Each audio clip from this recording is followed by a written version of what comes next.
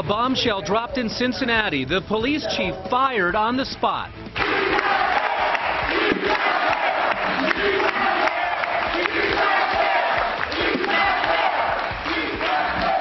And the news doesn't go over well with everyone at City Hall, where Jeffrey Blackwell showed up after receiving the news that he is out. We need order. Mr. Manager, if you could help us get order, appreciate it. Okay. Acting Chief, Okay, Acting Chief Isaac, please remove people who are...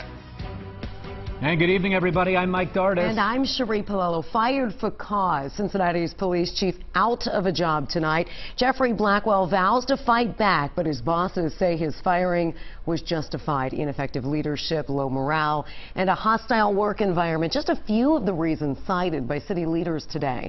WLWT News 5's John London is covering the fast-moving developments. He's live at City Hall and starts our team coverage for you tonight. John. Cherie, the mayor acknowledges that the firing of Jeffrey Blackwell didn't go over well and was not popular in certain parts of the community. He and the manager were taking the brunt of the blame for it today, not just for the firing itself, but for the way it was handled. 2 hours after being fired as chief of police, Jeffrey Blackwell was seated in council chambers, witnessing what the mayor and manager already knew. They had a tiger by the tail.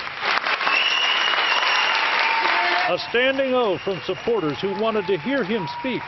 The city's top elected leader facing the headwinds of backlash that the chief himself spoke to us about in the stairwell. But I could never get the support of John Cranley or Harry Black, and because I've never had their support, ever, I was never able to command the department the way it should have been led. Here is how both manager and mayor expressed the rationale for termination. This decision, I know, was difficult, but the evidence was clear. There was disarray, there were communications issues, there were morale issues. Morale, according to what went public today from the manager, is at an all-time low in the department.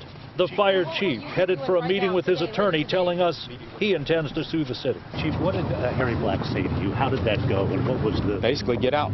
Critics say the Cranley administration didn't want Blackwell from the get-go, and some blasted the mayor and manager today for petty politics and poor process.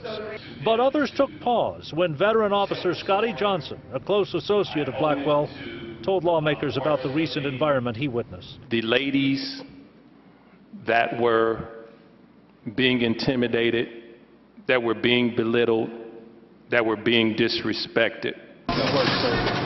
Embraced on the street, Blackwell says he loves the people of Cincinnati. Safe to say he doesn't include the mayor and manager in that thought right now.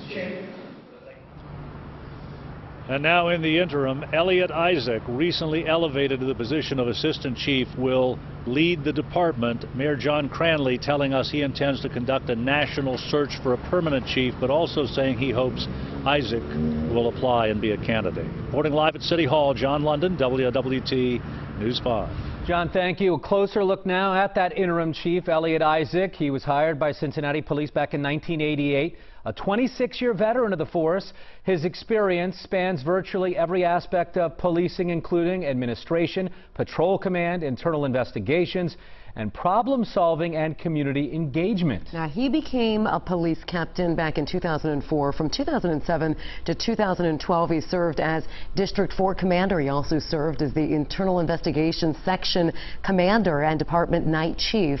In July, he was appointed assistant police chief.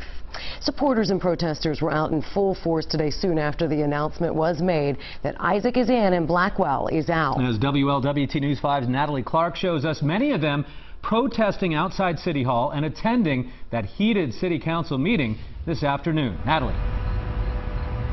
Well, Mike, the scene inside City Hall was an intense one. Dozens of community members showed up in support of Chief Blackwell. Now, many of them took to the mic expressing their concerns and their disagreement over his firing. One after another sat in front of City Council, City Manager Harry Black and Mayor John Cranley expressing their concerns.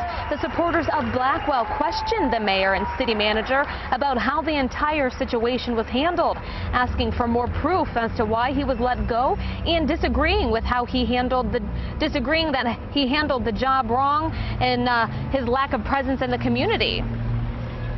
You were assigned with a responsibility to work for us, and we didn't want him gone. So the answers we asking for, that data that you all have, we wanted too. I thought that Chief Blackwell did a good job. I really did. With what he was faced with, I thought he was doing an excellent job.